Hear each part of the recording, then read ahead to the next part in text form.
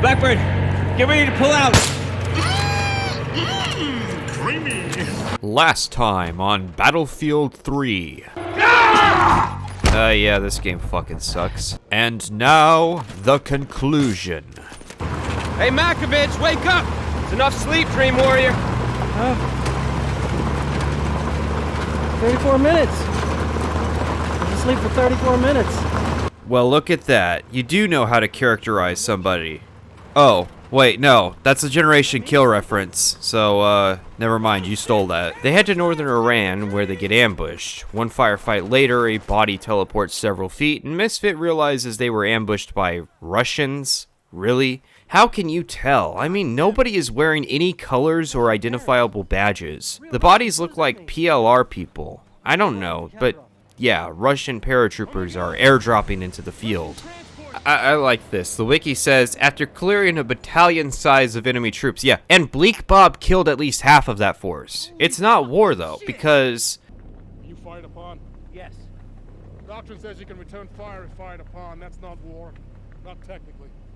A Russian fast mover flies overhead, and apparently identifies Misfit and proceeds to attack the squad. It actually makes sense. I mean, the sheer danger this small unit of Marines poses to the entire Russian military really does merit this kind of response. Even though I broke the sequence and killed the jet fairly early, it manages to kill Makovich and Campo. The CO, Cole, then takes the time to gloat about the hardships of command. You fucking dick, Steve.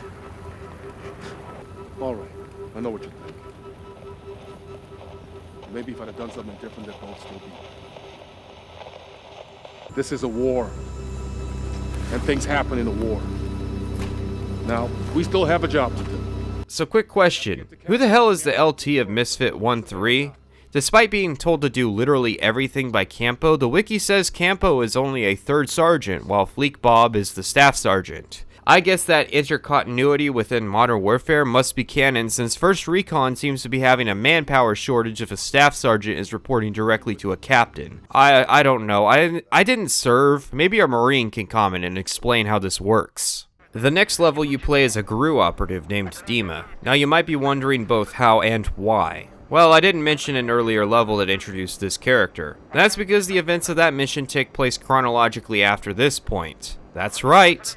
There is an in medias res event inside the interrogation narration of the overall in medias res narrative. This greatly complicates the continuity of the story. Now, it actually is not very hard to follow. I just figured for the sake of storytelling and analysis, keeping this part chronological would make some small degree of sense. The team deploys, apparently getting an entire airdrop to themselves. Now, at first I thought the squad might be killing in rear echelon Marines, but I quickly realized these were actually mercenaries. Yeah, this game is willing to try and be different from Modern Warfare by letting you play as one of the enemies, but it won't dare break the taboo of pitting you against the Marines. Hoorah! It's like how the Arbiter missions of Halo 2 invented a new faction for you to fight, so you didn't get to kill any UNSC Marines. Anyways, the GRU squad infiltrate the villa in the most obvious way. They just drive right in. No one questions when they just join the middle of a convoy. And I get the windows are tinted, but the front one isn't, so they should know that something is up. Hey, we get to use a pit, and it's gone. After slaughtering our way through the compound, this happens.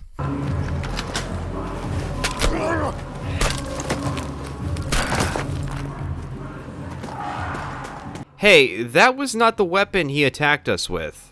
Also, I like this. The designers need the player to have a sniper rifle for the next section. Think of the ways this has been done in other games. Some might have started the player with one as their second weapon. Some might have one just sitting against a table right there. This game? Oh, just abandon your weapon and get a new one. Why not? I like Dima's missions because it's a lot of close quarters action. Of course, I chose to use the one-shot sniper rifle for most of it because, hey, if the gunshot doesn't kill you, it will deafen you. The squad manages to catch up to Kafarov, who decides to give up flying the helicopter to fistfight Dima. Let's go! The hell do you think? I can break the president in two with my bare hands!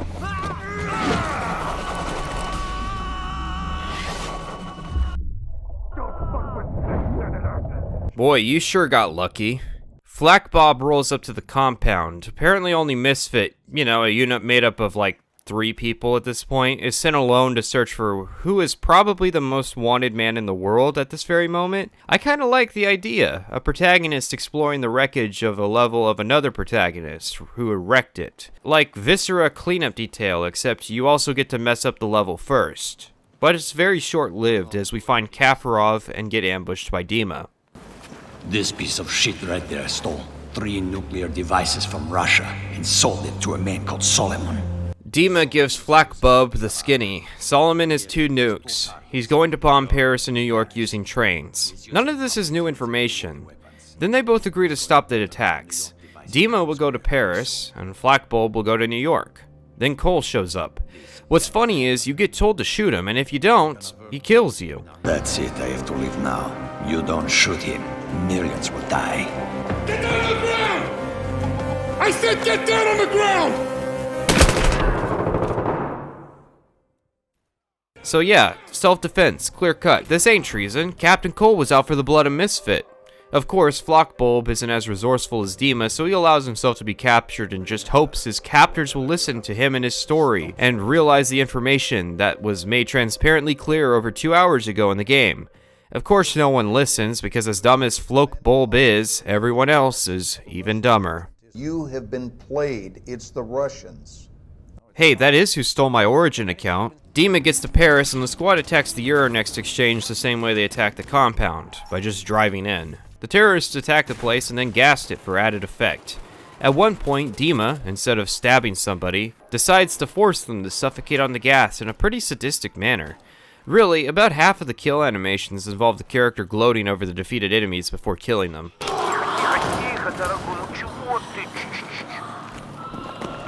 The nuke is on the move, and Gru pursues. The terrorists decide to fight the New York Police Department. This might surprise you, since we're supposed to be in Paris, but yeah, no, the cops in Paris are wearing NYPD badges. Just fucking brilliant, guys.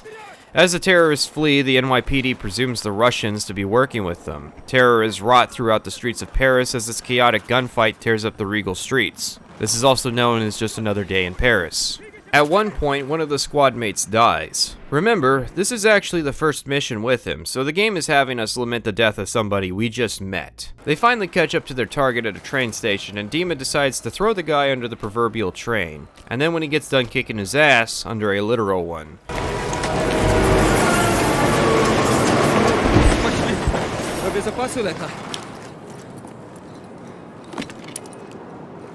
Что за херня, блядь?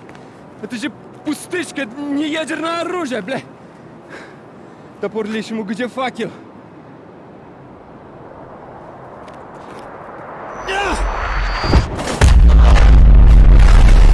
Unfortunately for them, the nuke detonates anyways. I guess the terrorists just hid it in a closet on a timer and figured the Russians would be dumb enough to follow them. Sad thing is, it worked. So Dima failed, and like their real-life counterparts, the CIA agents blame the Russians. You know, I blame the Russians for stealing my Origin account and forcing me to recover it through EA's support service, which wasn't actually that bad considering they got me my account back in like 20 minutes. I mean, their hands are all over the scene. They were in Paris killing entire squads of our boys in blue, except you might have also noticed all the fully armed Iranian insurgents in Paris who were there first. Just a thought. Anyways, a quick call and one of the agents says, The Russians are a clear and present threat. Yes. What do you mean you lost a train? Oh, I forgot to mention, Montez is here. Hey, Montez. They bring him out and they try to make Flukebulb fess up to killing the CEO, but he already had. Whatever. Montez and Flakebulb bust out, Fakebulb quite literally, and escape. Say, why does this agent have an M16 and why not, you know, a handgun? Anyways, the story catches up to the beginning, as everything is recontextualized to make sense. Except not really, since everything made sense the first time through, and all the irrelevant details were revealed at the 90-minute mark, so we've spent the last 2 hours of this mess reclarifying the same information over and over.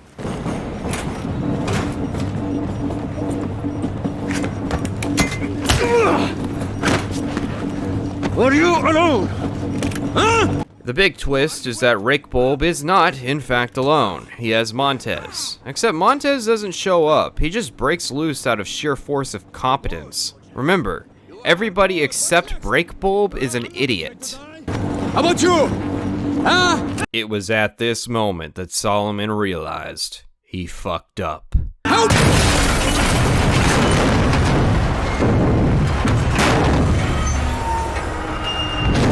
Seriously, the fucking madman actually did it. Now I'm retconning this story for my continuity. The events after this are actually an occurrence at Alkeek Bridge style event where Breakbulb imagines himself escaping, killing all the terrorists, and then beating Solomon to death with a brick, only for it to cut back to this moment. And instead of some piddly shit C4, the nuke goes off. Blake Burb and Solomon die, everybody in New York dies. The last message from the CIA interrogators before they die says that the Russians did it, and World War III starts. Thank God. Boy, does this game suck. The squad is bland, making their deaths and sacrifices meaningless. There really isn't any good commentary or point to this story beyond Iran bad, USA good. The out-of-engine cutscenes clashes jarringly with the aesthetics of the in-engine visuals, most of which are increasingly done lazily as DICE correctly figures nobody will play past the first hour of this mess. I haven't really talked about the gameplay because it's boring. It's just another red jelly spilled on my face, so I better hide until it slips off style game. The levels are linear, the enemies are stupid, and the pretense of interactivity only exists so players can get the quote-unquote thrills of being a Marine without making any real commitment, all the while being propagandized to about how big and strong America is. Ooh, rah. Solomon is a questionable villain. I mean, hell. Zakhaev in Modern Warfare had a motivation. He wanted to restore Russia to greatness, to provide an avenue for powers the world round to rebel against the World Bank, and America by extension, even if he was a hunchback missing an arm who executed people with a Desert Eagle. Solomon?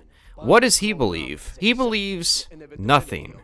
He is a villain. He monologues at crippled soldiers, sells out everybody around him, and wants to blow up the world because the game needed a bad man to do something so bad so the good man can defeat him. Battlefield 3 might be the worst game I've played so far. Yes, worse than Modern Warfare, and worse than the Cursed Crusade. I suspect it's been well received only because people remember its multiplayer with some fondness. The only real reason this is a pleb tier video at all, and not just a generic analysis, is because there are some people who like it. I mean, hell, there are people who like smelly Sonic feet, so that's not saying much. If something exists, there is always somebody out there that thinks it's the coolest shit ever. But I do think there are people out there who look back on this game's single player with a tear of nostalgia, like, man, wasn't Battlefield 3's campaign just the good old days of the series?